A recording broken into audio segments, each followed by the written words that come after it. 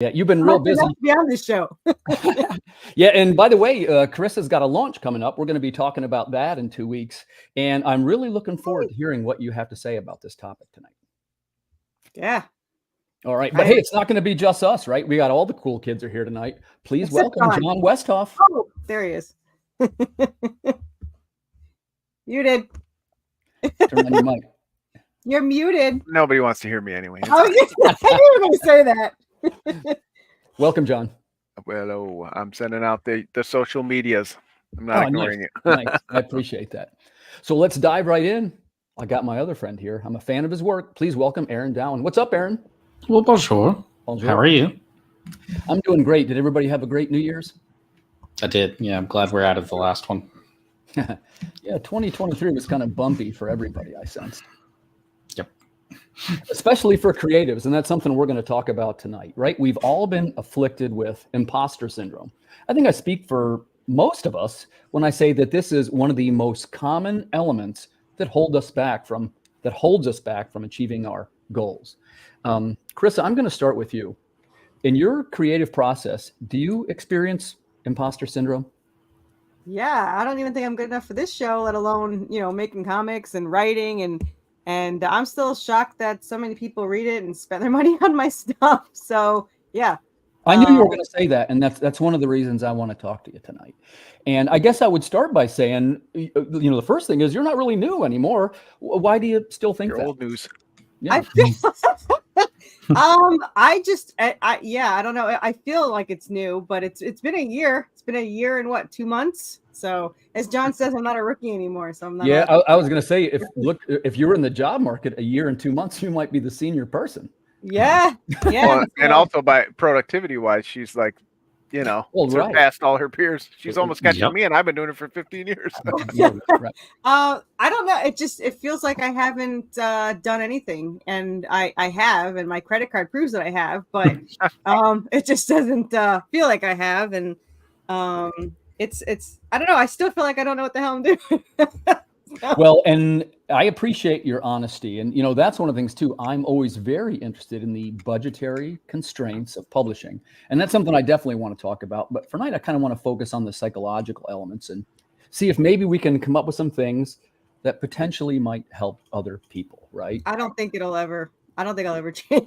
I could make like 10 grand tomorrow and my Kickstarter be like, that's a fluke. It's like, yeah. Well, and remember, I wouldn't always say money is necessarily the best indicator of success. That's something I say. I know people don't always agree with me, but there's lots of people that make tons of money, and I don't think that's an indicator that their product is any better than yours. Yeah, that's true. They're usually just more naked, but yeah. Right. Yeah, and we'll touch on that too. So let's go around in a circle. John, how about you? Now, you got a little bit of experience, right? And first off, I want to say thanks for contributing Drumsticks of Doom to our Kickstarter campaign. It's a great book, and you see we got terrific feedback on it. What kind of things do you do to help you combat imposter syndrome? Well, I mean, just like that, share with your peers, get feedback from them, participate in other people's success. Those kind of things can kind of shake you out of your own head and thinking, because it is a very, you feel very isolated, especially in these last few years. So the more you participate in the community, get positive feedback, reach out on social media. I mean, even then, sometimes it can feel like, hey, I put this out there, I'm not hearing anything. But when you hear things like that from you and in your community saying, oh, retweeting and responding, all those things kind of get you pumped up and going, okay, maybe we've got something here. Good answer. Aaron, how about you? You've been around a while too. First, when did you start? And the second question, how do you combat imposter syndrome? I think the first year we actually put a book out was 2019. Yeah. So I still have the same thing. And like Carissa said, it's just never going to change. Yeah. And I think it's just part of the nature of being a creative person is like, we're all weird. That's why we're creative. And so we never felt like we fit in the first place with any group of people. So that doesn't change once we get over into this stuff. So at this point, I've just been telling myself like, okay, well, what's next? like, what's the next thing I want to do? What's the next thing that I want to make sure comes out? Where do I want to go creatively? And I've been trying to shut off the whole like, man, I'm just never going to fit in, because I have come to accept that even if I do fit in, I'm still going to feel like I don't fit in. So it just doesn't even matter anymore. Yeah. I think that's a pretty good point. And the thing about fitting in, the first thing is it's a human reaction. We all want to feel like we fit in, right? But you definitely have some truth in your statement that most creative people don't feel like they fit in. Not for nothing, I don't even feel like I fit in with the other comic creators. Carissa, when did you realize, or maybe you haven't realized it, when did you realize that you finally were fitting in with the other creators? Well, fitting in with other creators and feeling like you belong are two different things to me, because I get along with everybody. Do I belong with people that are, so much more talented than me, or know so much more than me? No.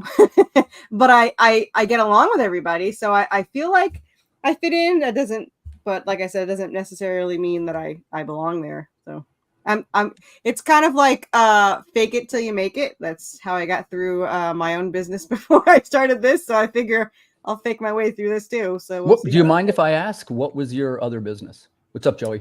I'm a mobile groomer, pet groomer. You have to say pet groomer now. Well, no kidding. I got a friend that does that. Yeah. So I faked my way through it for 2 years, and then when I was popular enough, I went straight to bathing so that I didn't have to worry about how crappy I did grooming. So no, I just bathed. I assume you're talking about bathing the pets. I guess you probably bathed yourself before, though. Yeah, I mean, once or twice.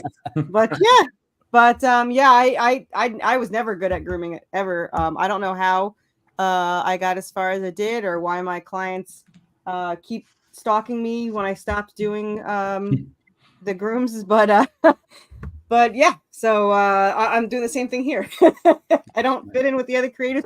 And that's how I was at grooming when I did actual the hair cutting, when I went to like expos and online. I didn't fit in with any of these groomers because they had this immense talent that I could never live up to. They scissored poodles and stuff, and I couldn't do any of that. So now I'm there with this, where I have a comic book, but I'm just surrounded by such amazing talent, So yeah, and they still put up with me mostly. Yeah, you're pretty well liked in all the groups. We all, to be honest, you and I have been friends almost since the beginning, because you were the very first or second podcast, but one of the first or second was, I just started doing it, and you were kind enough to. And by the way, I still have no idea what I'm doing with podcasting, but here's the deal, right? Do it anyway. Yeah. I grow on people, and then they can't tolerate me, but they come addicted to, like, if I'm gone, then it's too quiet for them and they don't know what to do. So like a fungus, she grows like on people. Yeah, like the group. I think that you guys would just completely stop talking if I disappeared. I don't know what you guys would do anymore. Probably. So yeah. That's yeah. There's a good one from G Webb. Always your own worst critic, and I would definitely agree with that. I'm definitely my worst critic. John, how about you? Would you think that you were your own worst critic? I mean, fortunately, I have some friends who criticize me much more, so they make me feel better about not criticizing myself, but for some reason. But they keep me humble. But no, I think you hit the nail on the head. Comics itself, we don't want to stereotype anybody, but we can look around at conventions. We know the type of people we're hanging out with, and I'm proud to hang out with those people. I'm proud to be part of that community. I've always been proud to call myself a nerd, or whatever you want to say. But comics themselves, they do attract us for a certain reason, right? The fantasy, the escapism, whatever you want to say. Right. And then the creative part of it, for the most part, most of us come from that community as well, right? So I say this all the time when I have conversations with friends who are put off by people who approach their table, or I have tons of friends in the Magic the Gathering community. And again, I say, stop and reflect about why you play the game, what drew you to the game, and maybe have a little empathy towards that other person, because they're probably coming with some social skills issues or other things. Again, we don't want to stereotype, not everybody. I think that's not necessarily an offensive stereotype. Most comic fans have a little bit of some underdeveloped social skills. I don't think that's too controversial to say. Yeah, or again, there's something just about the medium that attracts, people. Well, what we would call nerds, right? Right. But what we found over that's time your is the nerds preferred, are actually energy. the more interesting people. Of course, and Yeah. that's just their Right. preferred entertainment and what they engage in. That's why they like it. We of course know that the stories are very deep and rich and vivid, and that's part of it too. So it's not just hey, I'm awkward around people. No, of course there's other things to it, but with all that comes some of the other social stuff that we talk about, including, maybe low self-esteem, or maybe lack of confidence, or maybe Maybe other not the things that best they might childhood, project. things like that. Yeah, Yep. there can be a lot of reasons. So again, maybe it's my background in my professional life, but I'm guilty of it too. But I try not to participate in the jokes and things like that about the community and the guy coming up to your table and telling you his pitch for his story when you're trying to sell your books. Because I know, there's Actually, it something. happened a lot. It happens a lot. It does. And you know what? Yeah. I thank them for their time and try to politely, ask them to step to the side of the table while we talk or something. That doesn't really get me charged up, because I can, pause and feel a little bit of what's going on with that person. So, and again, the creative thing is that too. And I think you got to work on yourself, like in anything, whatever job you're in, there's always going to be, even if you're, I don't know, What's up, Greg? CEO of Apple Computers, you're going to have, imposter syndrome. Almost everybody has it, Right. except for the most epic narcissists in the world. And of course, this community is going to be ripe with it. And part of it is that we don't address it like this, right? We joke about it. We talk about it. We constantly, needle each other and ourselves in groups. And some of that is trying to break that stigma too, and encouraging each other and sharing that feedback and taking that time and saying, well, I'd really like it if somebody gave me feedback on my book. So let me take the time to give it to theirs. And that might be, something we can help others improve on. But, a lot of it comes from myself. I struggled with depression growing up. It's part of what led me to want to be a social worker and a counselor. But it's not something that goes away just because I had success for one Kickstarter. That's for sure. It's something that takes a lot of work in yourself to really build that confidence. Right. And can I tag the question on the end of your statement, John, which I agree with very much? Do you now feel like you fit in? Or if you did, when did you first feel like you now fit in with the creative crowd? Well, honestly, I can think of a few moments. Approaching other creators who I looked up to, their tables, and them, treating me like a peer. I remember one creator, Mike Norton, the awesome creator of Battle Pug and Blue Beetle and things like that. I'd seen him around. We've been in social circles together, approached his table to buy a print. And he's like, oh, John, just take it. And I'm like, no, I have money for you. He's like, no, John, you're one of us. And that was just a nice moment just a nice moment from him to take a second to acknowledge that he had seen me around. And other moments like that, just building peers and communities like this, and people, saying they appreciate, hey, I appreciate, that you're around, or, hey, I read your book and it was great. It's been a slow process though. That's for sure. And again, it's still something that I struggle with every time I hit that launch button, every time I hit that page 1, panel 1, do I know what the hell I'm doing? So I know it'll never fully go away, but then you kind of shake it off or think about, some other positive things, and maybe ground yourself and say, you know what, if this comic doesn't come out the best, there'll be other ones. I'll be all right. And my life is okay otherwise. Right. And hold that thought, because we're going to talk about the financial implications of success around the next question. So Aaron, how about you? Man, I'm a fan of your work. I think you got some terrific stuff there, and a musician as well, just like John, and Carissa now too. She's making music. So do you feel like you fit in with the creative community? And if you do feel that way, what was your turning point? Like, okay, I now fit in. I feel like I went through phases. I feel like at the beginning, definitely not. And I think it was mostly because just trying to establish ourselves and do what we thought we needed to do. And then realizing like, okay, we need to make more connections, and then making more connections. And then life stuff happens. And when life stuff happens, you have to make some decisions about where you're going to put that time and effort. And so I feel like when I started pulling back a bit is when it shifted over into like, all of a sudden, no, I didn't feel like I fit in at all. I felt like we were starting to fit in. We started getting good groups of people that were kind of talking to us and all that stuff. But when things happened in my life and the former co-owner of Catalyst's life, and we both kind of backed off of everything, everyone kind of treated it as if we're backing off of them, or like that it was somehow offensive, when the reality is we just had to take care of life stuff. And so then coming back into it now, I feel like I'm playing a bit of a catch-up game with people that I've known for too long to be playing a catch-up game with. And so I knew coming back into it this time, because that was really kind of the end of last year is when I started kind of coming back around. And, John is one of the first people I think that reached out to where, him and I had contact about like a book that we wanted to do together.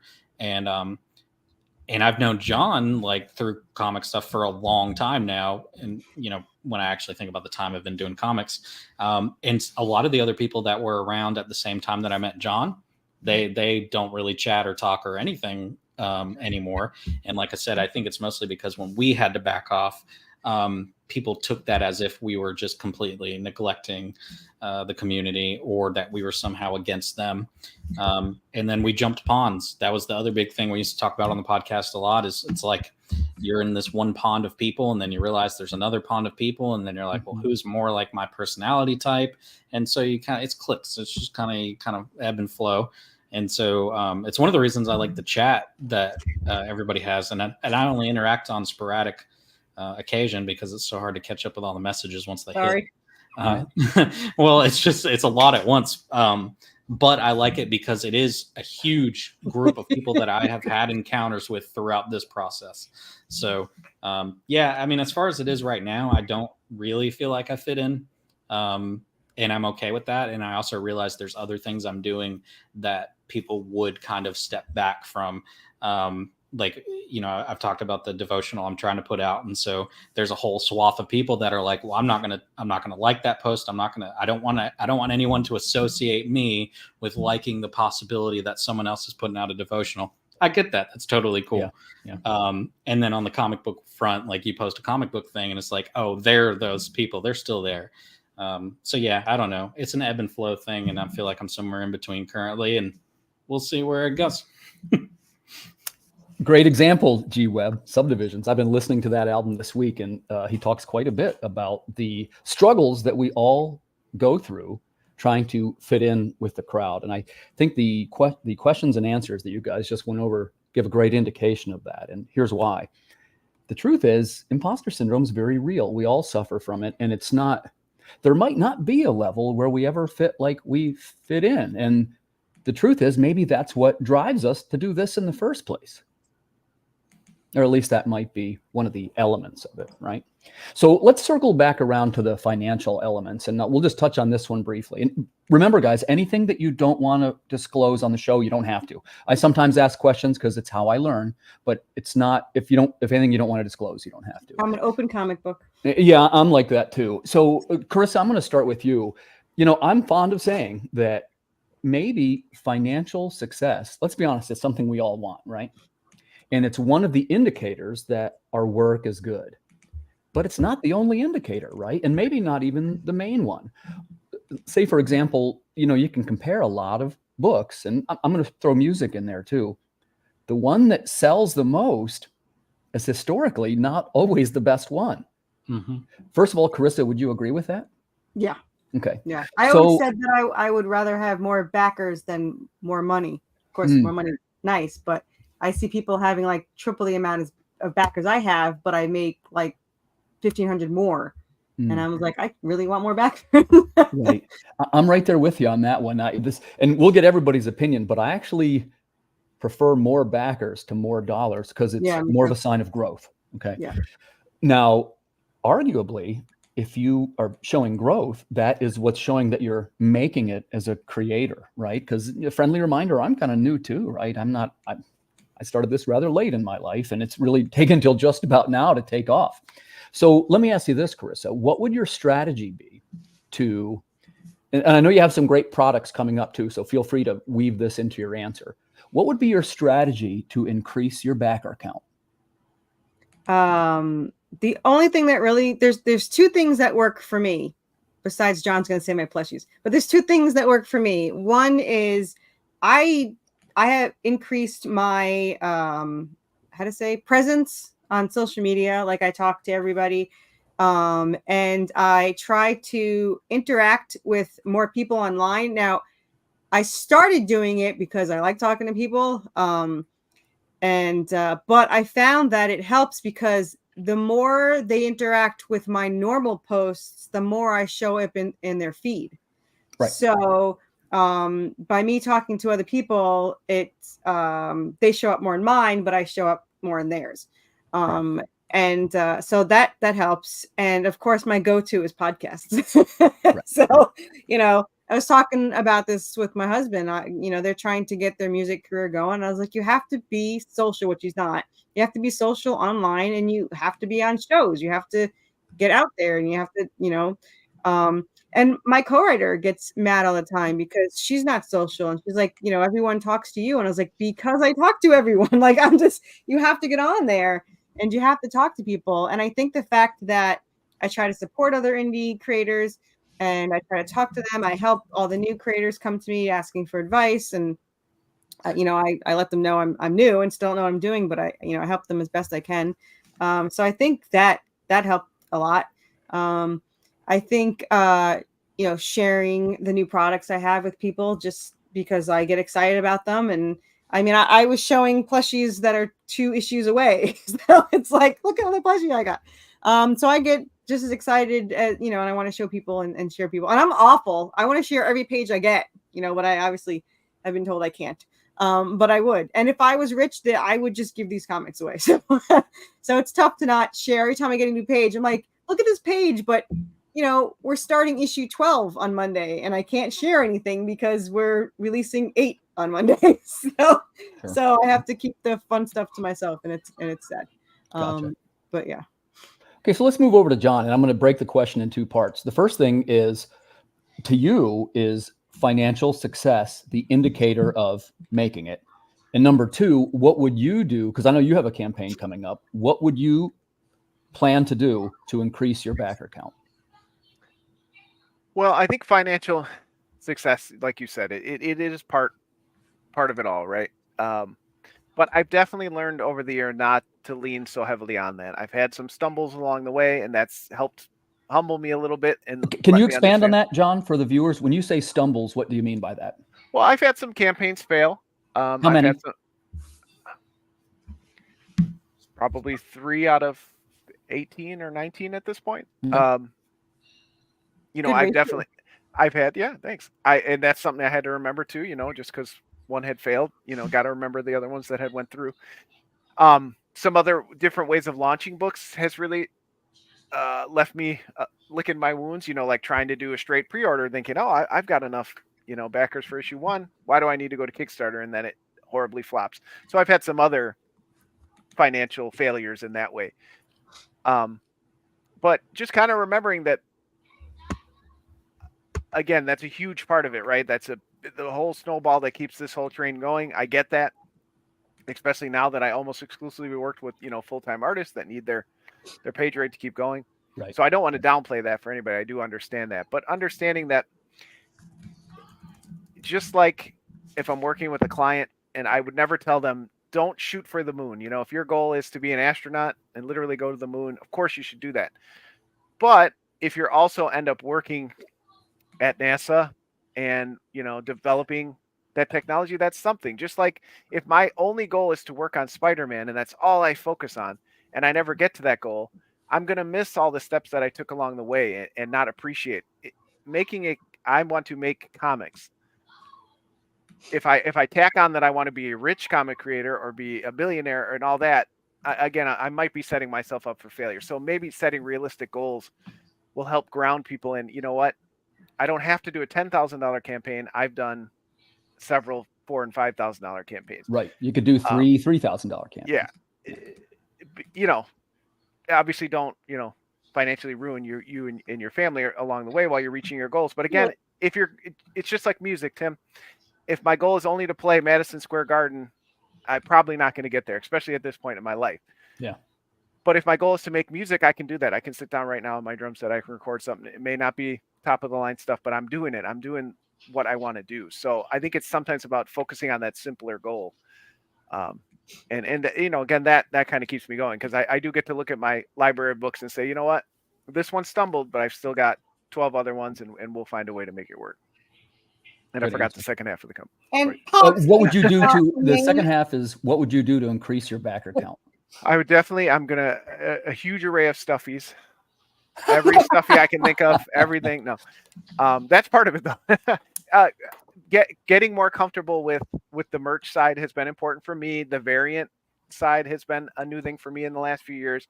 Embracing that part of the community and the culture, and giving the backers the choice if that's what they want. It all helps the bigger product, so I don't have to feel like, I don't know, this sense that I got that like, oh, that's not what I want to do. I just want to put out the comic. Well, there's other things to it, and those things can be fun too. So find the ones that you like. You don't have to do this, type of merch or 10 variant covers, but if you find one really cool one, and I've loved every artist I've worked with so far, so find what works for you. And so that's a big part of it for me. And I've really been trying to advertise outside and get more comfortable with. I sometimes, even after all these years, I'm uncomfortable talking to people outside of the comics community that I make comics. I just don't bring it up. And I realize I'm in all these heavy metal groups and I make a heavy metal comic. And I'm like, hey, even if 5 out of the 5,000 people in here check it out, that's something I need to just, politely ask the admins or whatever. Hey, I have a book, that's around the theme of your group. Can I post it? Or, hey, even in my friends of 25 years, I sometimes don't even let them know what's going on with me. And that's something I've had to be more comfortable with, kind of talking outside the comics circle and seeing, finding out that there's lots of people that would be interested who maybe don't even read comics. That's a great answer. That's a great answer. And just to kind of encapsulate it, try other groups, folks. That's definitely one of mine. I'll save it for after we talk to Aaron. Aaron, same thing for you, right? Would you say that financial success is one of your indicators to defeat imposter syndrome? And second, what would you do to increase your backer count? Lay it on us, Aaron. No, and the biggest reason is because I started with superhero stuff, and I've done 4 or 5 superhero Kickstarter campaigns so far, and they've all been pretty well trash. I mean, because superheroes just don't sell right now, which is cool. But my biggest financial blunder is also one of the coolest and I guess biggest blessings that I've had, and it actually opened them today. But like my first trade, my first trade's done. So like, regardless of all the crap that's gone on before now, regardless of the crap that happened with this campaign, where I feel like I probably should have done better, but it's also a campaign, so the people that already had issues 1, 2, 3, and 4, they don't care much about a trade because they already have the issues. Like, I understand that, but I also have this for the rest of my life, and it's nice to put something on the shelf that has my name on a spine. So that's just cool for me. Yeah. And it's also they do trades do much better at shows and stuff, and right. That's another thing I've been looking forward to getting back to. So when it comes to financial success in campaigns, I told myself very early on that I needed to stop looking at that. And the reason why is because my biggest campaign financially was my least amount of backers. Wait, can you explain that a little bit more?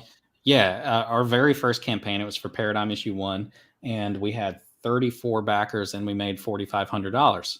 Well, ever since then, we've never made that amount again. But we've had like One Last Job number 1, I think it was 170 or something backers. So like we've had way more backers in other campaigns, but it made 3,000, like 3,500 or something like that.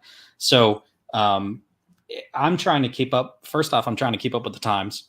Second of all, I do other stuff. I don't just focus so much on just comics because there's other stuff I care about. There's other facets of storytelling that I care about. Music, of course, being one of them. I do stuff like the novelettes, which is like what's going on. I'm making a little package for the digital stuff, but this is a novelette that I wrote that's set in the superhero universe. But if you read it, you wouldn't realize it was because it's about a knight. So, with this next camp together a little digipack of kind of like-minded stories that are kind of sword and shield based, and then put that novelette in there as well. And you never know if somebody will read that and then be like, well, screw it, I'll try the superhero stuff. Because we did learn from experience. We had people that were like, I don't read superhero stuff, but I read Tilt and I loved it. And so then they bought the rest of the Tilt story, which is cool for us because that's like, not only did we just get our own fan and customer, but we also brought them into a medium that they thought they hated. So for me, financially, I don't look at it that way anymore. And I think my mental health's better off for that. Yeah, and I think a lot of us, because it is such a part of our community, especially now that event of the Kickstarter, we put so much weight on it. Yep. But remind yourself that this is a long-term goal, and you clearly have long-term goals in mind. And again, it is important, right?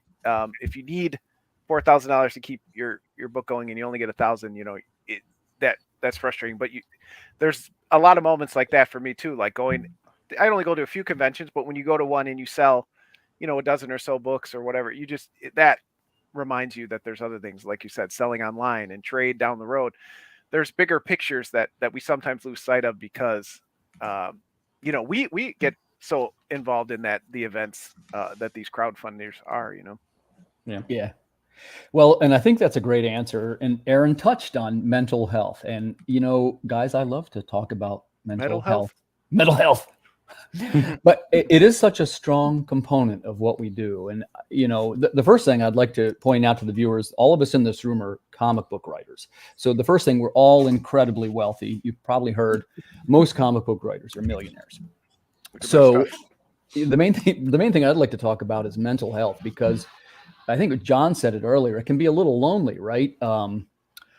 You're kind of out on an island and you're trying to make something, and there's lots of doubts and anxieties and these different things which can kind of stop you from moving forward. It can be paralyzing, right? So I'm going to jump over to Carissa here. Carissa, if you have anxieties or any type of concerns at all about releasing your work, how do you overcome them? And what advice would you give to somebody to help them do that? I have anxiety every minute of every Kickstarter.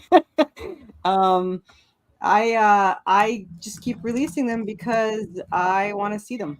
I figure that whatever I get will help me pay for the next one, or pay off some of the debt from the errors of the beginning career of comic books.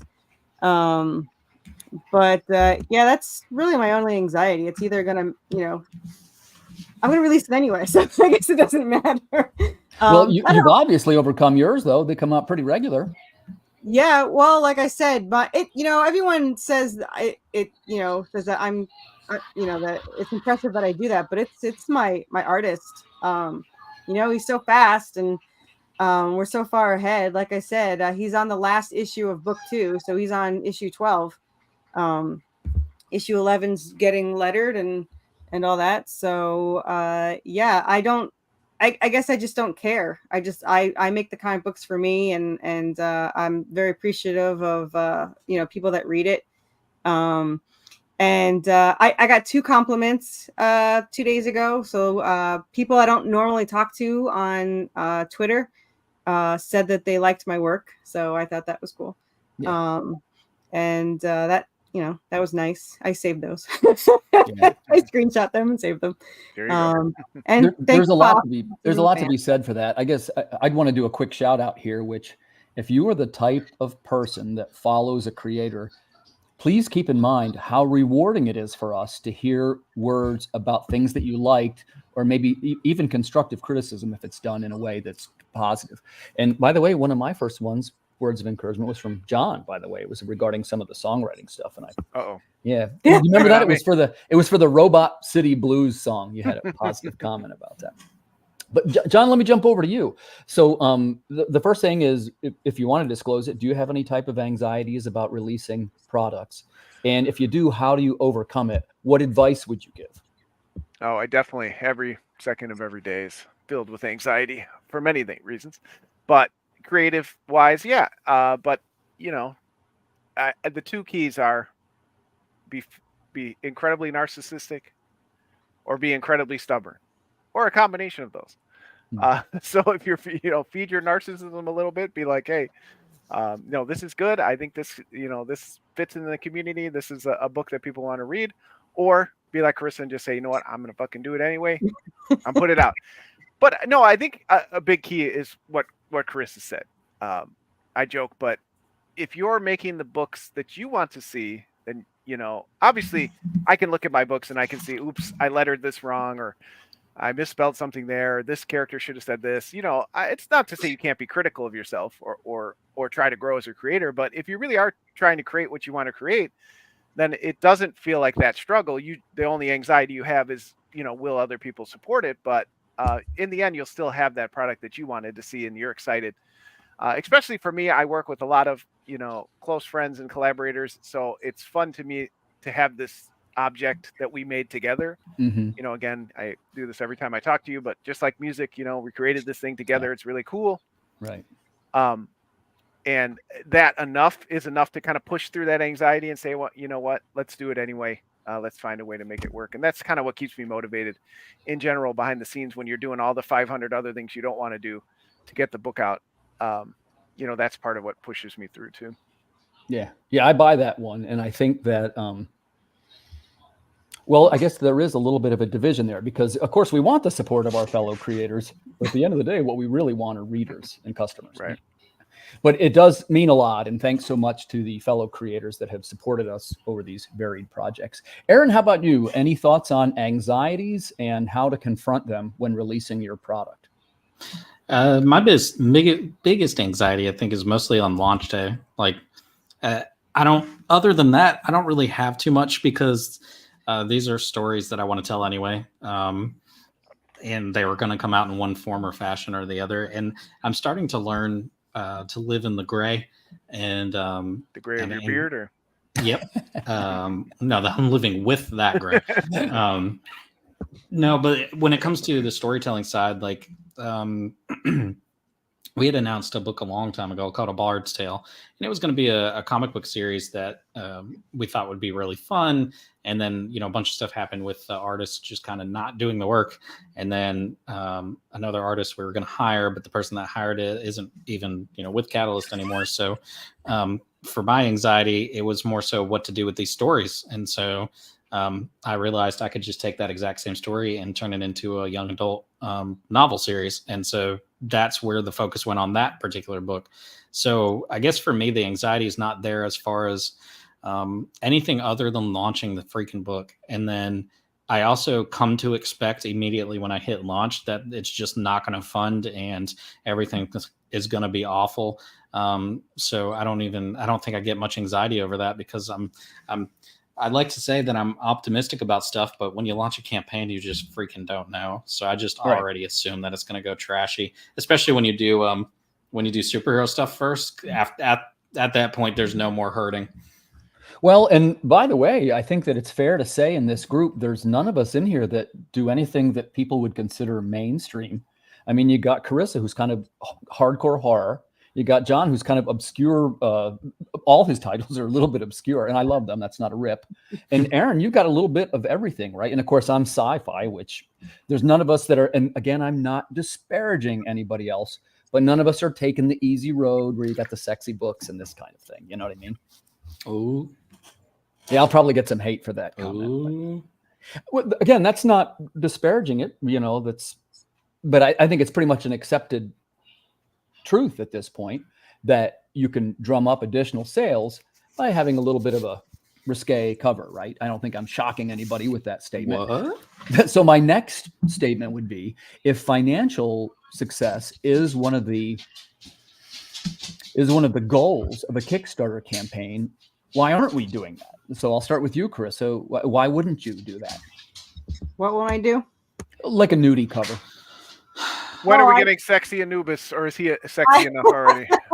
Well, you could tell he always has leg day and abs, but Anubis with his Johnson out. Whoa. I just don't.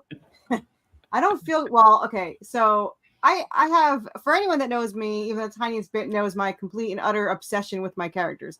So my character will never be nude or topless. I just feel like it's just so invading to her.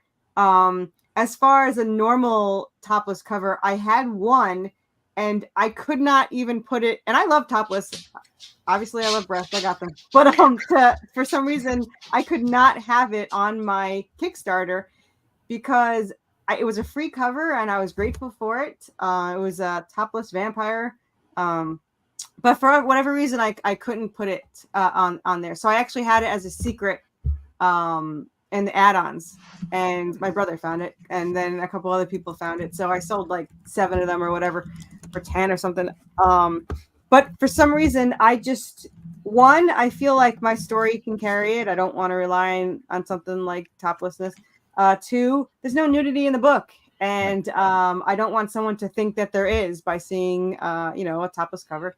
And 3, weirdly, when I'm at cons, I have tons of parents asking me the age of the comics, and I said my answer is always there's tons of swearing and there's gore, and they go, yeah, but is there any nudity? And I go, no. They go, okay, and they'll buy it. So I don't think I can ever do that. And to be totally honest, there's a creator who flat out said to me once that my story doesn't need it, which is one of the best compliments he could have given me.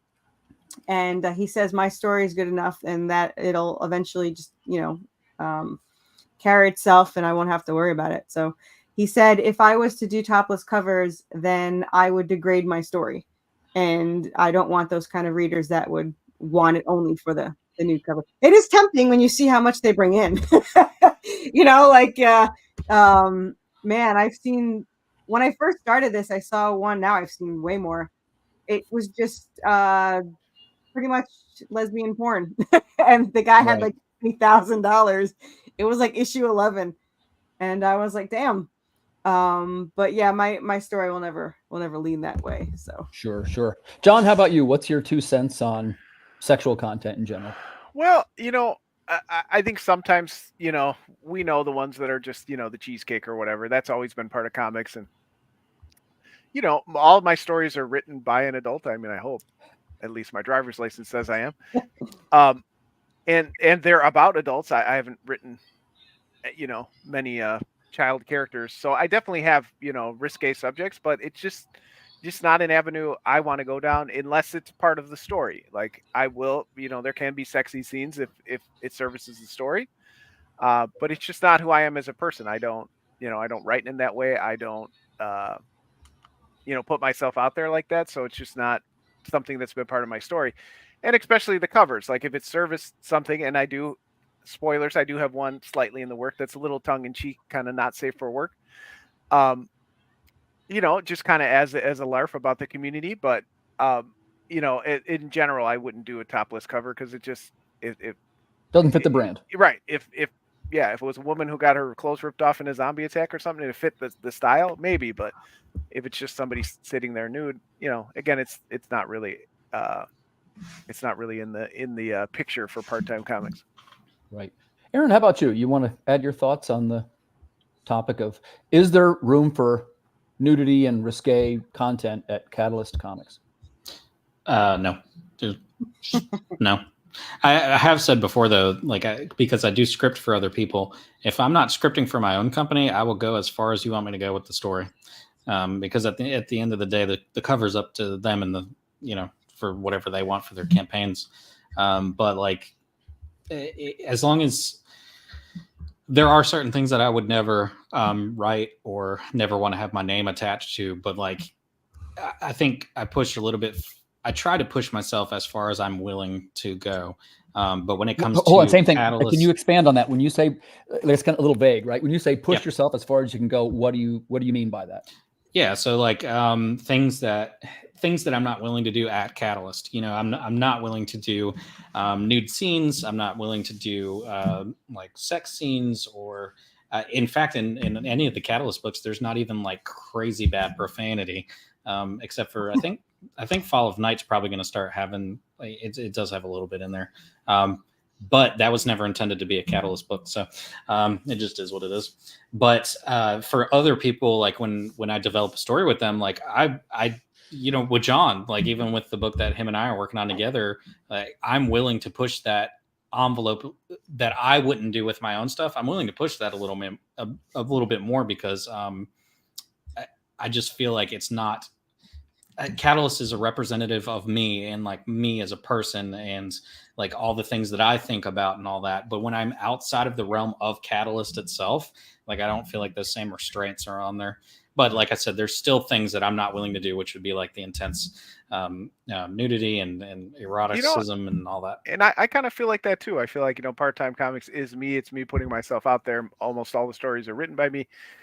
So I do feel like that's some of it, but it is an interesting subject the more I think about it, because we all, do pretty graphic violence, and we can have our feelings about that. I have, as a social worker, I have scenes where children are being harmed in my book, and I'm not to say I don't struggle with that, but I did say, hey, this is part of the story. So it is interesting to think that it's just always been a line I've had and just haven't crossed yet. Well, and John and I actually had with an artist, John and I had to have a separate conversation because there was something in one of the books that the artist had an issue with, and so John and I had to have that conversation of like, well, like, first off, I'm coming at it like I'm in ministry and stuff, and I didn't have a problem with it. So like we were just discussing that some people just have certain lines on certain things, and some people don't have those same lines. Like, it can be any given thing. Like some people just aren't willing to go ultra profane. Some people are willing. I'm one of those, Aaron. I don't do profanity at all. Yeah. So again, ever since I was a kid, they always said and by the way, I get it that one character always has a bad mouth. It makes for a decent character. But if all the characters doing it, it can be an indicator of sloppy writing. Yeah. You know what I mean? Or at least an indicator of you need more vocabulary. Like you want to have each character different somehow, right? Like maybe one guy's a real brain, one guy's got a real bad mouth, one guy's like in the animation world, they say, if you turn the lights off and they keep talking, you should still be able to tell who's talking. If there's 4 characters in that room, you should be able to tell by their vocal tells. Yep. I'd want to add, I had submitted that story last year for Russell Nolte's book, and some of you guys know this story, which was it's a Lovecraftian horror story, right? And it's kind of graphic and this kind of thing, but it was kicked back by the editor the first time. They didn't have a problem with the end of all human life, but they didn't like that the female goddess, her boobs were showing. Timothy. I know. So again, we edited it with some color or balloons and like there was a way to adapt it so it's not dirty. You don't want to show boobs. But for the record, if you are a backer of the last Water Wars trade paperback, you will get the banned version. The banned version? Yeah, I made 2 versions because I was like, eventually this is coming out. And that's a good example of where it fits in with the story, right? Because she actually like comes through from the other dimension, like coming out of these flames, and she doesn't have any clothes on. Well, and you talk about the subject that we're on, it, imposter syndrome. Some part of me, I do think now that I'm thinking about it, does want people to like the story as much as they can for the story. Yes. And I do feel like that's the one subject that I feel like would plant a seed in me that people are only getting it for this, and I'd rather not have any other seed planted there. Yep, that's a good, very, very good point. Yeah. Let's see. Seems like a picture on its fit that fits a little more. Well, I'll let Carissa jump on this. Carissa, your stories have some violence for sure. Do you think there's room for sexiness in it? And is there a blend? What is the correct blend for you, do you think? Not really. I mean, because you have some romance for sure. And she has some sexy outfits, so she's, that was my artist. For whatever reason, he put the female vampire in lingerie. I don't know why. But I was like, all right, it's a female vampire. I was it's kind of like in a Walmart type store, so I was like, well, that's fitting. Well, that seems like a mistake on the artist's part. Yeah, I think it fits. It fit. I've watched the people of Walmart videos. They fits perfectly. But overall, I mean, it's got such a love story to it. But like they kiss like twice, and I think they say "I love you" like twice, and like later on. So it's there'll never be anything sexual between them. I guess it's implied at one point. I guess I don't remember what we wrote, but he distracts with fangs. Yeah.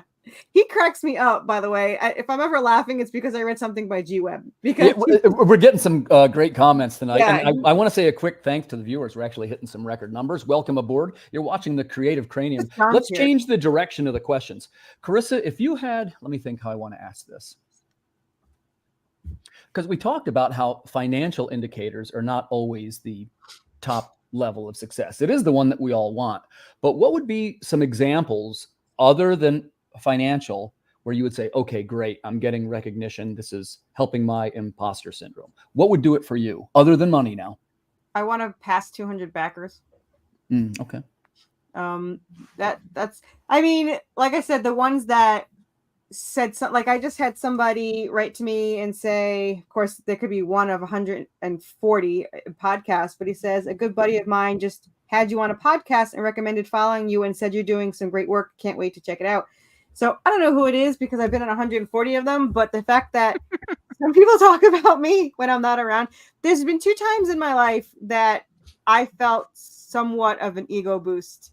One when I was in high school and I was walking through the halls and they didn't know I was around, and the entire classroom was talking about an art project I did.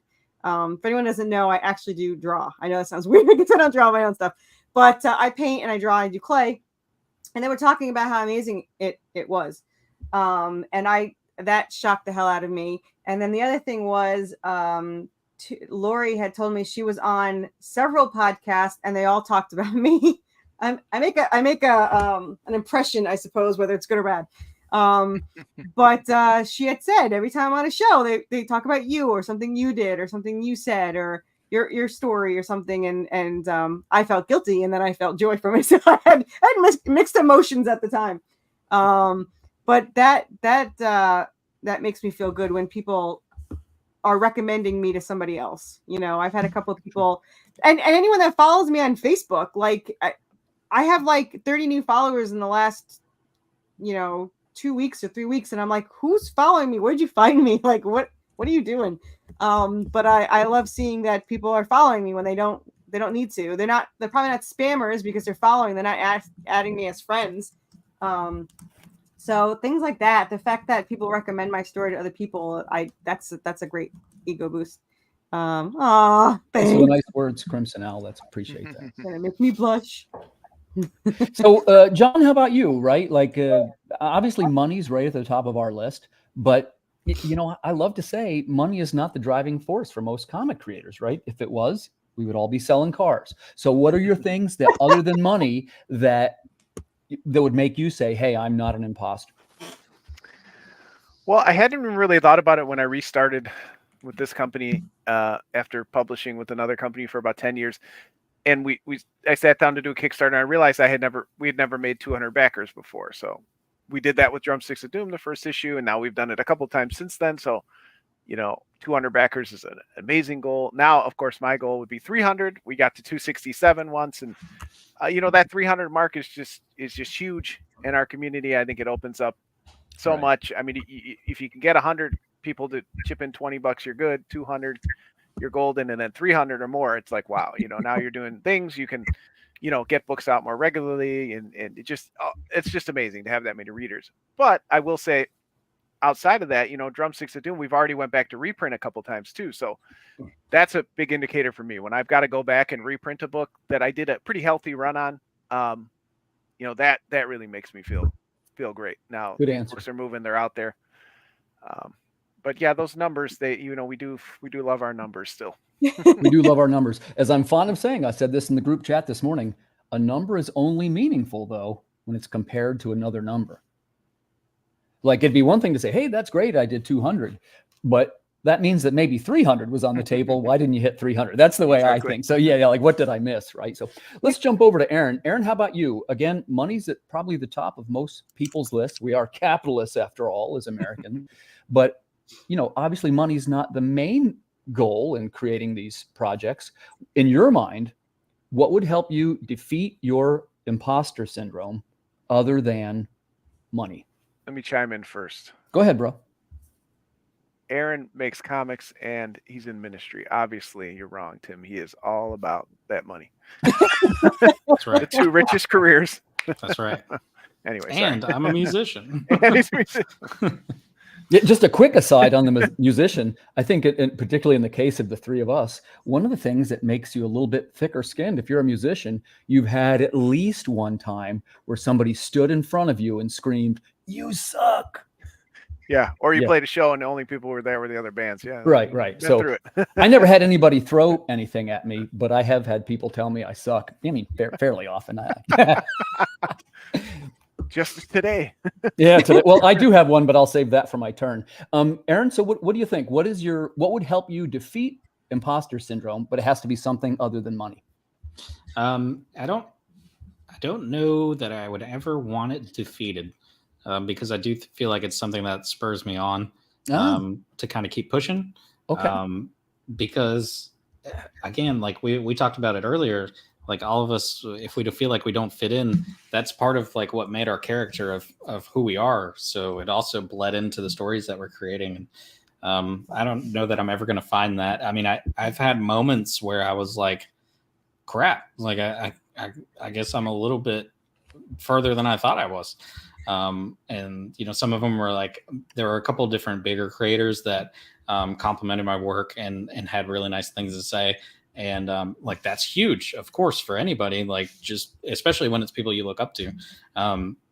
So that was huge. But like, yeah, I don't think I'm ever going to get out of it. And I don't really think that I want to, because I really do want people to either just not like my stuff at all or love it. I think that's a really good answer, Aaron. In other words, it's one of your driving forces. Exactly. One of your motivators. Yeah. I mean, I got into this. Part of it was because I wanted to tell stories. And then another one was like, basically someone said that, that you couldn't do it. Like, they told me I couldn't do it. So spite was sucked. a very, that was it. Yeah, exactly. So spite's a very strong motivating factor. And that's why Matt and I teamed up and did Paradigm in the first place, is both of us went through that same thing where somebody was like, we don't think you can do it. So then we were just like, okay, we'll watch. And we did. Yeah. And it's kind of interesting in the sense that, how do I want to say this? Sometimes our driving forces, I think what we just learned from the four of us, don't have much to do with money. It's some innate psychological need, right? Like, and I've told people on other podcasts, my reasons for becoming a writer, in my case, it's very psychological. I got some hangups myself. I had been through this bumpy divorce, right? And I was a comic book store owner, and it was my lifelong dream to have one. And it was taken from me in the divorce settlement. So that was a tough pill to swallow. But I can remember sitting down and going, okay, I need to make something that can't be taken from me. And that was my first book. Nice. Yeah, pretty interesting, right? Yeah. So I want to go off topic for just a second, because Carissa made a great point. And this is something Lori asked me about the other day. It was, you might even remember this conversation, Carissa. She was saying about, hold on, let me think of the right way to ask this. Putting some kind of warning on the cover, in the sense that, would warn you about the content within. I guess the first thing I would say is, who cares what I think? I want to hear what Carissa thinks. So do you think it's effective or appropriate to have a content warning on the cover of your book? I've had it since day one. You kind of need it, right? Well, I was covering my ass. And I added one thing to it when issue 7 came out. So I originally had strong language, strong violence, gore, horror, whatever the hell I put in there. And then when issue 7 came out, I also added self-harm because of something that had to occur in the issue.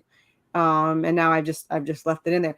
I do it because I grew up in the era of the CD saying, this is this is mature content. I don't put an age limit. I don't say rated R. But to your mind, what would be roughly the age limit? 17? See, I would have thought so until all these people with 10-year-old kids bought them. So what do I know? I know a parent told me at an Indiana convention, I said, oh, it's pretty adult. There's a lot of swearing. And she's like, they've heard worse at home. Yeah. Like you said, they just care if there's nudity. They only care if there's nudity. John, do you have a content warning on your cover? I did start putting the age rating, but I never did. And again, in my professional life, you'd think I'd be more considerate, like Carissa said about, self-harm and other things. I haven't had any, aggressive, sexual assault scenes or anything like that. But, it is something I should consider. I do put the age rating on the back. But I do sometimes take for granted that I feel like, because of Kickstarter and conventions, I'm hand selling the book. So I have an opportunity, but I may not always have that opportunity to kind of give people the pitch So I So probably should. You put the age in the back, so by the time they read it, they're like, "Oh, I wasn't old enough." I usually put it on the barcode on the back, or like where the price tag is. Right. Exactly. Because I don't know. I just but legally you're covered. So right. Yeah, that's not John's fault. Yeah. Yeah, I didn't even think of it as a legal thing. I was just trying to be, considerate that. But I would hope people would kind of, I don't know, give it a glance before they dive into it, like any content. But I think having a content warning potentially increases sales. Aaron, what's your 2 cents on this? Yeah, I've never put it on there. But you don't have any kind of. I mean, well, welcome to Everville. The monster like eats kids in school, so that one has been brought up before. It was a parent asking, and my quick question back was like, "Do you let them watch The Walking Dead?" And they're like, "Yeah," and I was like, "Well, you're fun."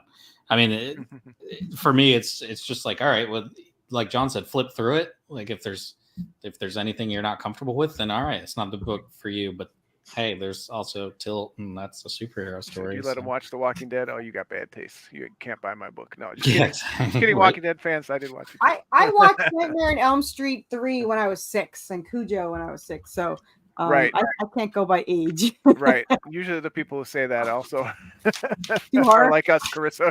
Yeah, I mean, how many of us were playing Grand Theft Auto when we were like way too young to be playing Grand Theft Auto? So.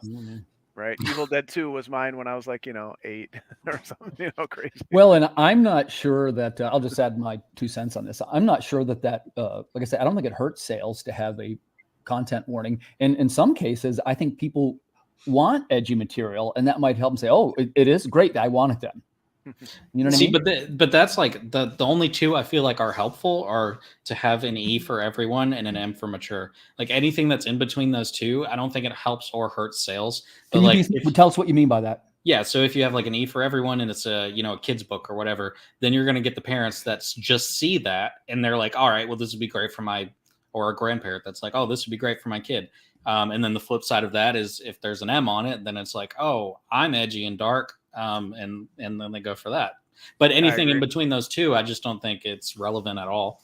When I had an all ages appropriate book, I would separate the table into, if they walk up, this is what's for kids, especially if they were with kids, this is what's not. But I put like 13 plus on my book. Like I kind of give it my own rating, or 17 and up, or John, I'm a 13 plus. I'm a 13 plus. And my thing is why? Like you don't say why. Like if you watch TV, it'll say 10 and up, and it says strong language or nudity or violence or whatever. Your 13 doesn't technically mean anything. Right. I'll put violence or adult situation, stuff like that. Yeah. In my case, I'm 13, or I think is mine 15 or 13. But anyway, it's only mine. I'm not even particularly violent, but all the characters are carrying guns, and some people are touchy about guns. You know what I mean? Mm-hmm. One of the characteristics of Americans, they seem to be. Let's be honest, guns are a hot button issue. Like sometimes some people at the conventions, they might even ask you, "Is there a lot of guns in this book?" I've had people ask me that twice. No one has to ask me; they just have to look at the covers. Right. Guns. There's never been a cover without some kind of weapon. Yeah, my one last job cover is literally just the edge of a silhouette of a guy holding a gun. So, yeah. Well, it's always kind of funny what things are controversial and what aren't. I'm continuously surprised by that. But yet, G. Webb, our boy Zorb, he mentioned that sometimes statistics are showing that warnings increase sales. And I can definitely think of some cases, like if you remember back with the album controversies, and they were going to make albums with offensive lyrics have the warning on them. And they're like, oh, it's censorship, right? But what happened was, the sales went through the roof on these albums because kids went, hey, well, that's the one I want, right? Yep. I'd be so mad when I accidentally bought the censored one. I'd be pissed. Oh, Jessica's got a point here too. It's the way it's drawn, right? If it's cartoony, you can probably get away with more. That's one of the things they talked about The Walking Dead, right? It was in black and white. If it would have been in color, it would have probably been restricted a little bit more because some of those scenes are really gory.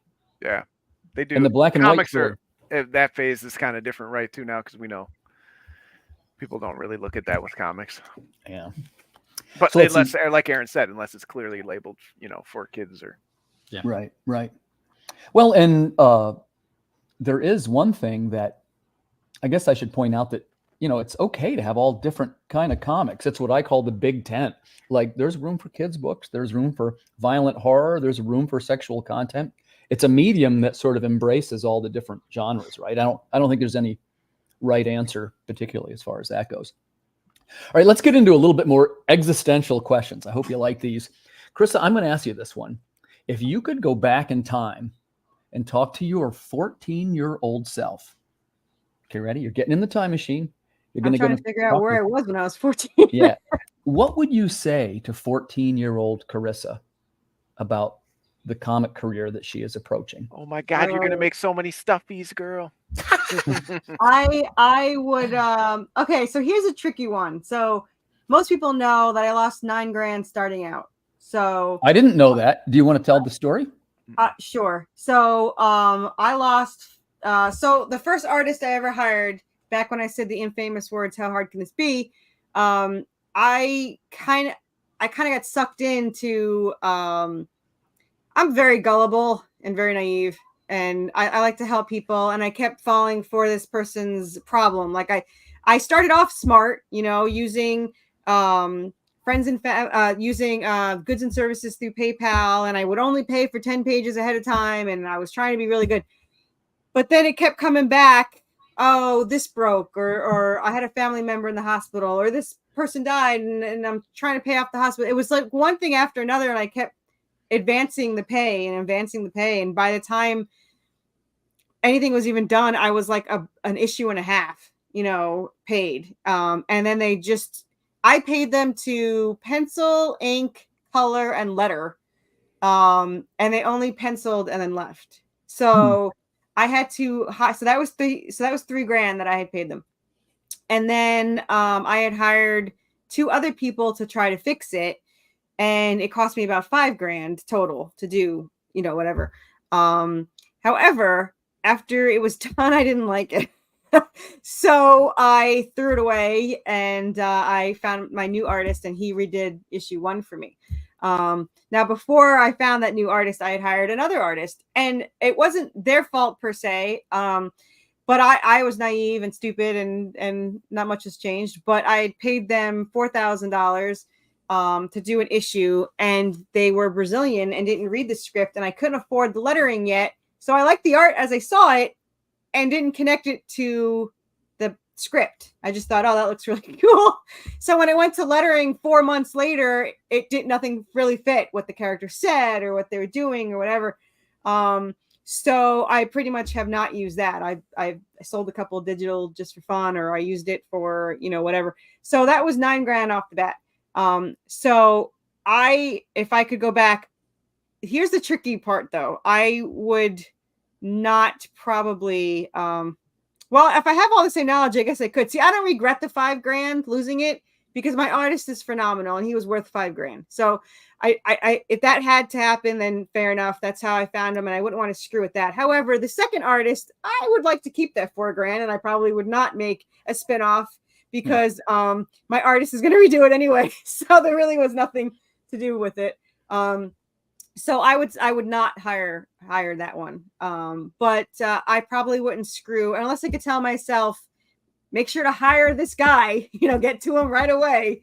Jonas DaCosta, you got to find him. So if I could find him and not screw up, my line here, I would do that. But if I needed to lose that $5,000, I would just do not go for the other. And that unfortunately is, many creators have some horror stories like that. It's part of the learning process, right? Well, if I could go back and start over myself, like at the beginning of comics, the only thing I would really do besides not hire that one was I would never in my life ever ask for a character design again. Never. Why not? It was the biggest waste of money I've ever done. The smartest thing I ever did was that's sad, but I would give them a page of my script and tell them, here you go, make the characters look like this and do a page. Like, they literally have to do my character design anyway, because they're doing my character description when they draw. And now not only did I see how they drew them, I saw how they do panels, I saw how they do layouts, and I can see and make sure they can do them in different actions, because first of all, the character designs were way more money. I don't know why they were double the price, but they were all double. I spent probably $20,000 before I even started with comics. Okay. So Just killed Tim. comics You just took 10 years off his life. Yeah. Wow. Okay. Yeah. Now I see it. I was gonna say, what's she talking about? I always do character designs, but I don't think I've ever spent more than $200. When I switched to literally when I discovered this, I found my artist, so it worked out. But I would hire for these character designs. They look decent, and then they could not do the same look in a layout. Yeah, right. It was. You got to see those sequentials. Yeah. For sure. Yeah. See the sequential. So, exactly. It was such a waste of money, and I regret all of the character designs I ever gotten. And I spent thousands on. I am super picky with my characters.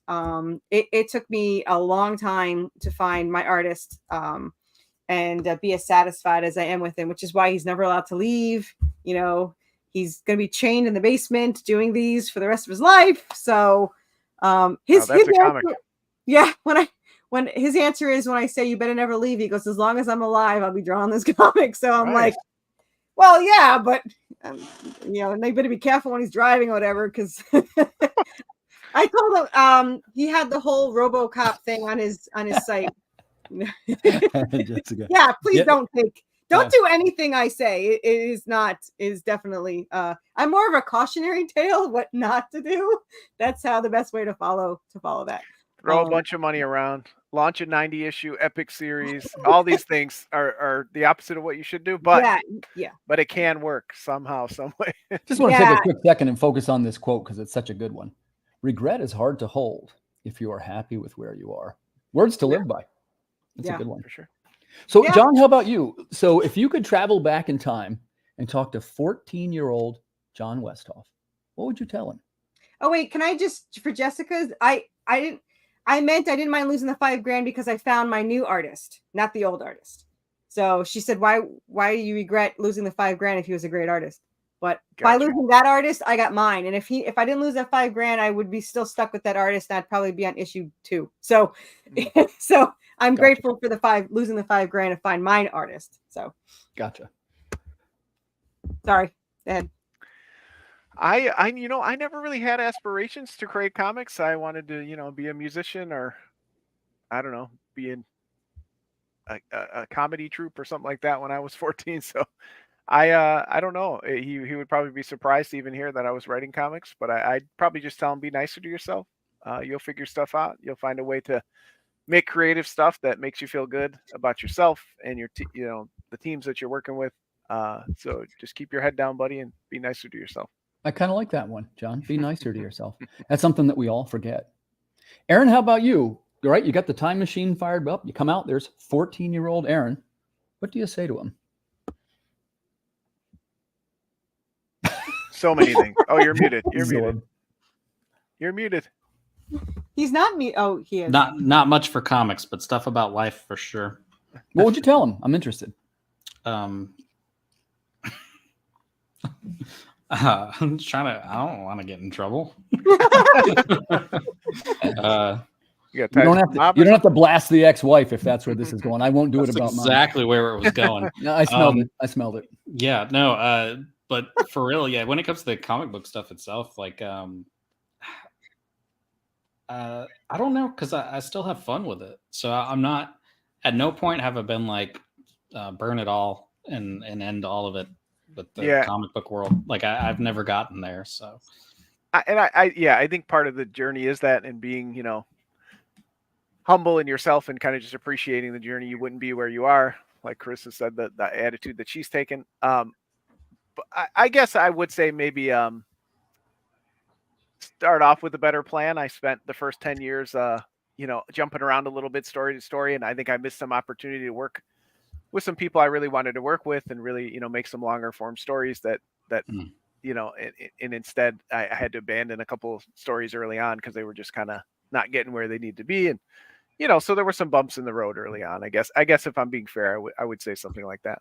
But again, that kind of created where I'm at now. So I'm okay with it. Yeah. I was hoping somebody was going to say that because, I would love to go back and erase all the terrible things that happened to me. And there were a few, but I don't want to get into that. But the truth is, if it wouldn't have been for that, I wouldn't be where I am right now. So I would tell my 14-year-old self, you're not going to believe what's about to happen. Hold on tight and keep going. Water Wars 2028. 2280. It's kind of funny that became the. Again, I don't like to make this too much about me, but at the time, probably nobody remembers. It was Socket was going to be the big one. Had the animation connection. It was going to be a TV series. None of that happened, and here I am making the Water Wars series, which was never even a blip on the radar. Huh. So yeah, weird things happen. Weird things happen. So I'll tell you what. Let's change gears one more time. You know, we're talking about imposter syndrome for the viewers that have joined us here tonight on the Creative Cranium. And one of the things I want to focus on, we're all pretty intelligent people, I think, in this room, and we've all sort of chosen an unusual craft. We talked a little bit about how money is one of the indicators of what we do, but not necessarily the main one. So my question for Carissa is this. Out of all the things you could have done, why comics? I'm not a very good writer. So it fit comics way better. I'm an amazing storyteller, and I probably have the intelligence to write better, but I tried to do the whole show don't tell for novelization and it hurt my head. So just telling the story worked out so perfect. And the way I wrote it, it pretty much, it's like it was meant to be a comic book, because literally when I'm converting the scripts, I literally already described what the room looks like or what I was going on or what I was doing. So it's incredibly easy to convert into scripts. So that would be why comics and not novels. Because it kind of fits your skill set. It fits my skill set. And I know this is going to sound kind of maybe stupid. I already wrote it. So to release it as a novel doesn't do anything for me. So when I get to see it drawn out, I can see my characters come to life, and the emotion, you know, that I can see in their face and their eyes, and see this medium played out. I loved comics when I was a kid. It's not something that I ever thought I would be into. You know, I have my own. I did not think that was going to happen.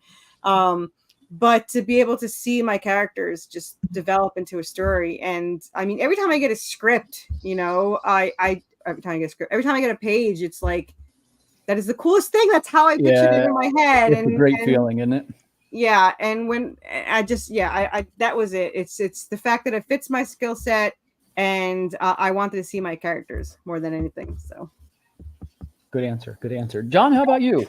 And I know actually, we know you're a musician and actually several other cool things. Why comics?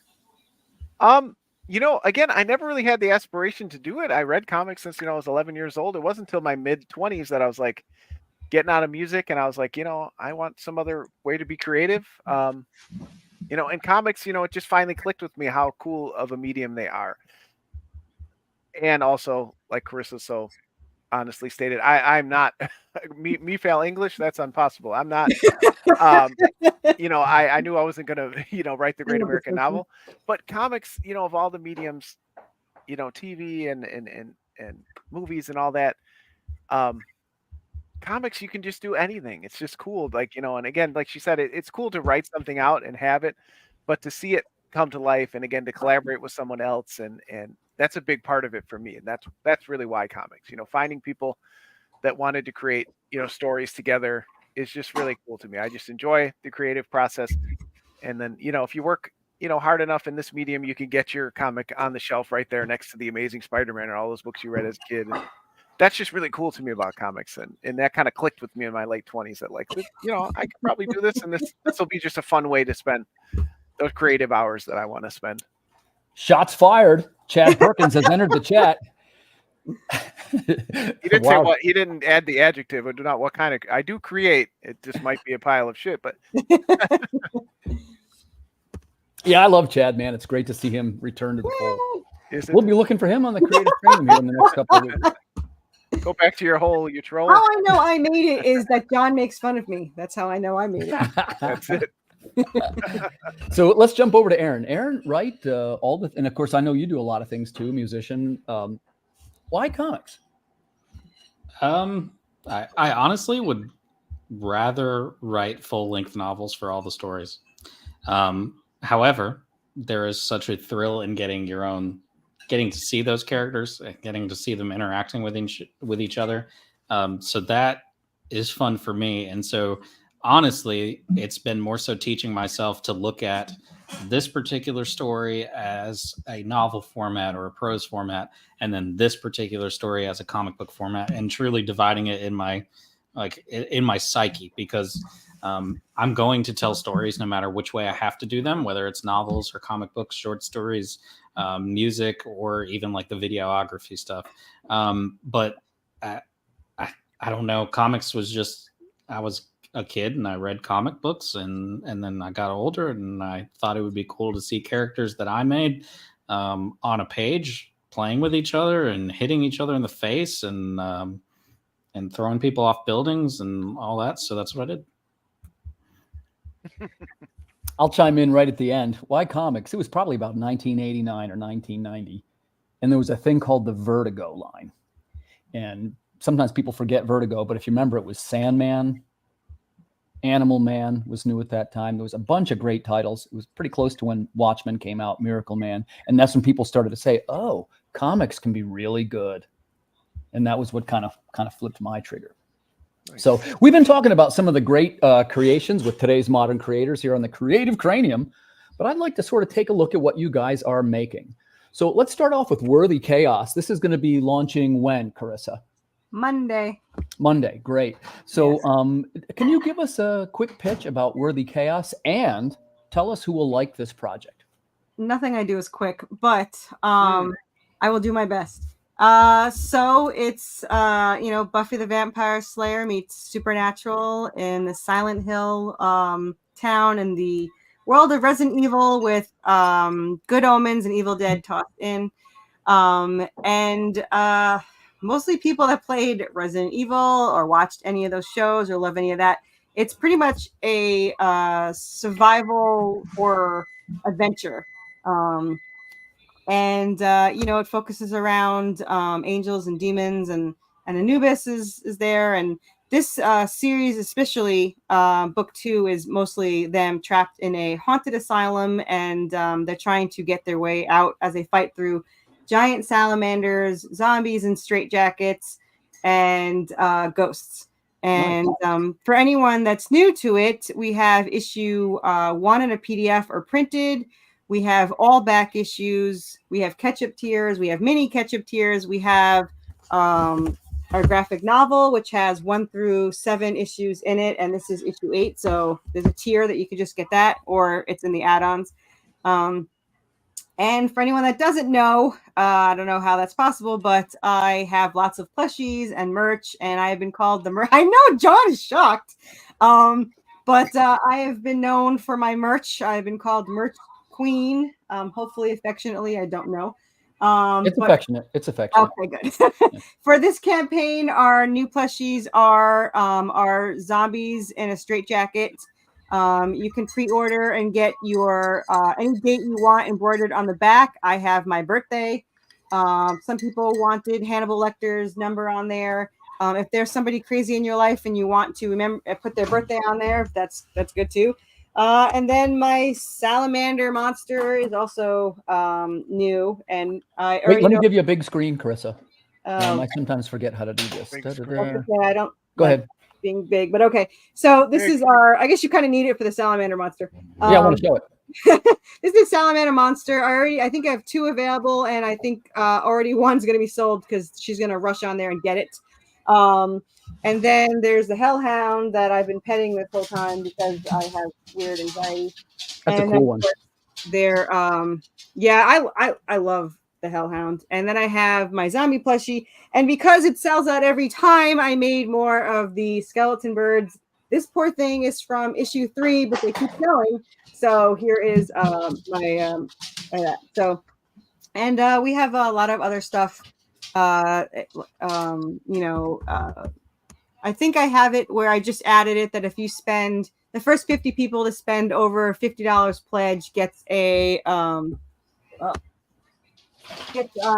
wooden necklace on a cord, and then if you spend over 100, you get one of the exclusively painted coins. So there's this.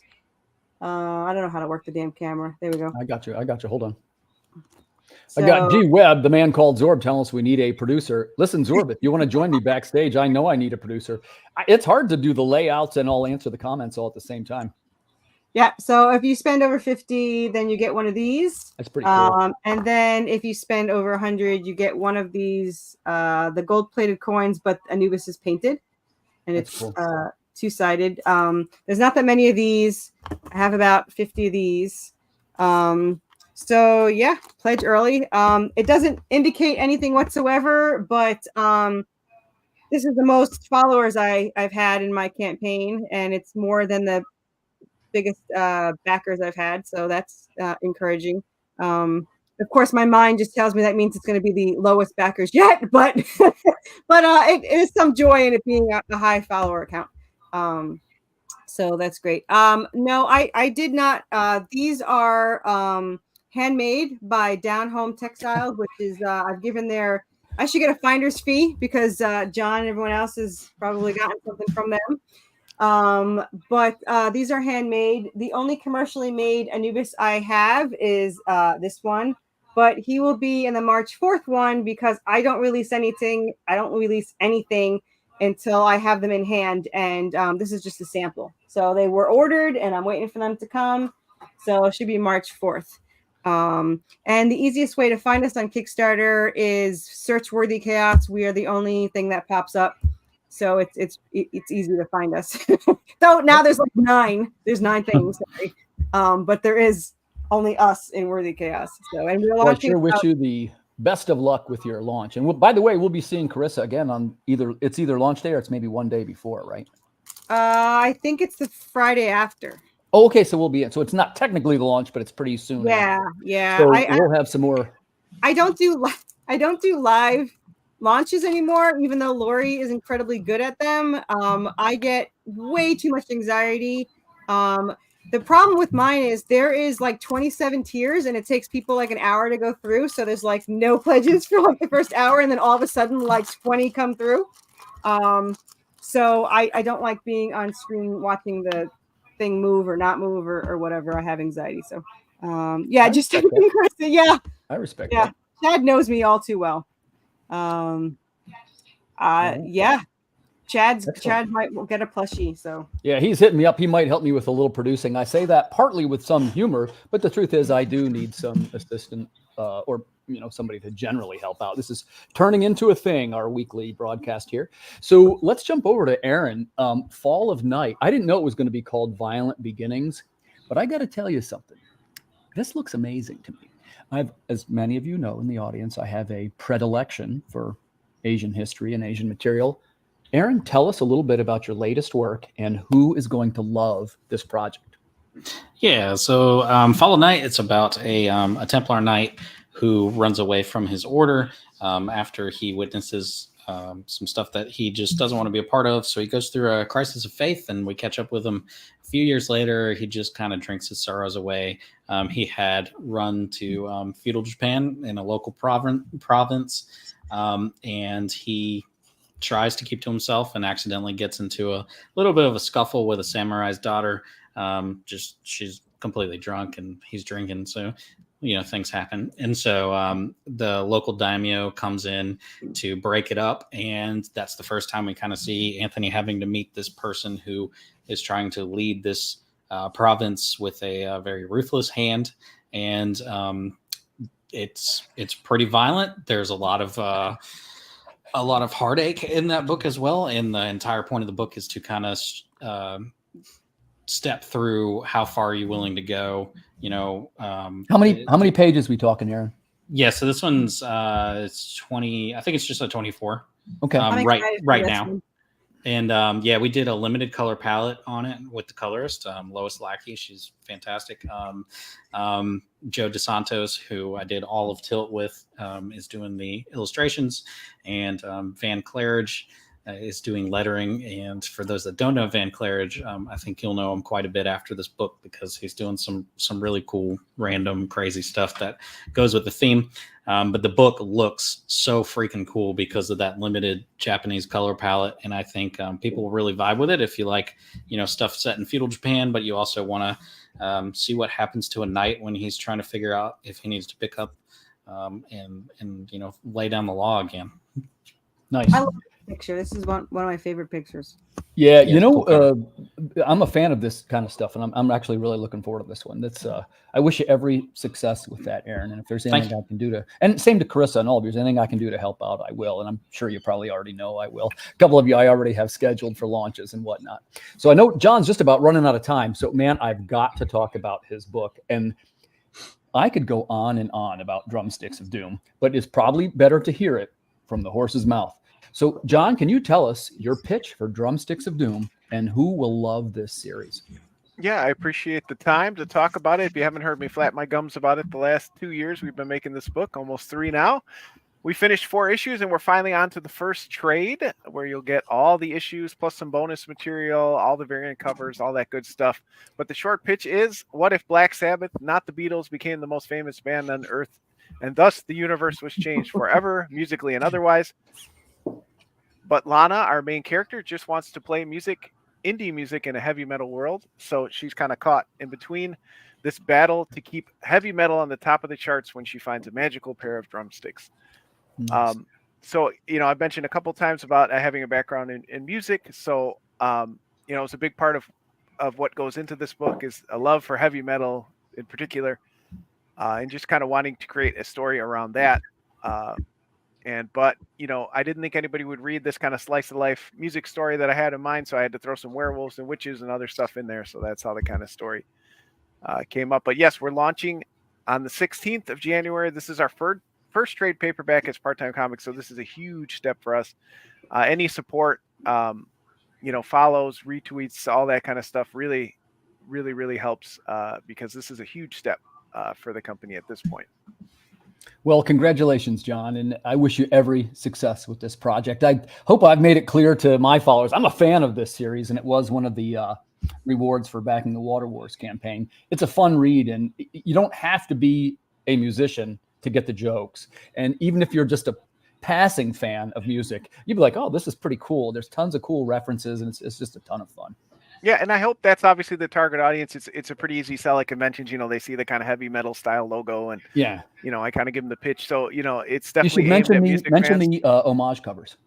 Yeah, there's definitely there's some great homage covers. You see one there, which you got to be a pretty ingrained metal fan to catch that one. But that's a Man of War cover there, which a lot of the story is based, on a Man of War's over the top lyrics, and if those were kind of in the real world. But we've got all those heavy metal covers, including we have a Megadeth Peace Sells one, we have a Dio Holy Diver cover, and we have another Man of War one here, all in real metal covers, hard metal. I'm trying to get on Carissa's level with merch, so we have a 3D printed drumstick holder with the horns. We have new double-sided keychains. We have patches, we have stickers. So we have a whole bunch of cool stuff, particularly if you've already bought the issues.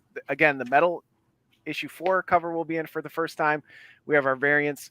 We have an exclusive misprint cover that's going in there that we're kind of throwing in for fun in the add-ons for the hardcore fans. So we've got stuff for people who kind of already backed the books before. So please don't pass up on it just because you've already. Strongest form of flattery. I'm gonna just go with that.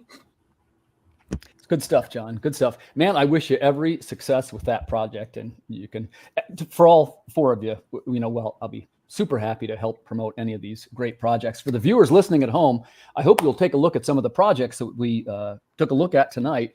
Definitely some of the greatest products right now in the creative community. So in closing, I'd like to say thanks to the viewers for tuning in to our episode about imposter syndrome. I really feel like you guys did a great job answering these questions, and I hope it's helpful for some of the people. Before we say goodbye, let's just go around the room one time and tell us who you are again and where we can find your work. Carissa, let's take you first. I am Carissa Grant. I am on Twitter at worthy_chaos. I have a Facebook group, Worthy Chaos, and I'm one of those people that would have got kidnapped as a kid. I talk to anybody, so you can add me, Carissa Grant, on Facebook. And I'm always on Kickstarter, so you can just find me at theworthychaos.com or search Worthy Chaos, and it pops up, and you just have to go to the newest one and whichever one's in pre-launch and pick your poison. So there you go. Excellent. John, how about you? Who are you and where can we find you? Yeah, John. I am John Westhoff, the publisher, writer, and letterer for Part-Time Comics. You can find us here at Linktree. Really, we're Part-Time Comics with an X on all social media. You can find us there, but go to the Linktree. That's the best place to follow us. Get on our mailing list on YouTube. We're trying to do the same thing as Tim and get more live recorded content out there as well. But yeah, we're always not on as much as Carissa, but we got 5 Kickstarters planned for next year, so you'll have plenty of opportunities to catch us out there. Excellent. Thanks for coming on, John. Let's jump over to Aaron. Aaron, tell us, who are you? Yep. Where can we find you? Yep. So again, I'm Aaron. I write, I edit, I do all that stuff.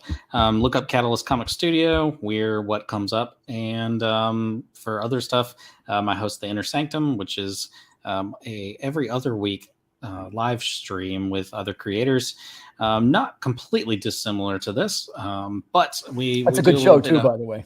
Yeah, man, we're trying to have some fun. It's just a way for me to let other people talk about their projects and show some support for the indie community. And that's every second and fourth Monday of the month, except for this time because we're going to do a live launch. But yeah, so check that out. And Aaron writes stuff on TikTok. I'm trying to spend more time over there. And that's pretty much it. Yeah. Pretty much it. Well, thanks again, guys, for coming on the show. Thanks, viewers, for watching it. This has been an episode of the Creative Cranium. We will see you guys next week. Good night, Thanks, everybody. guys. Bye.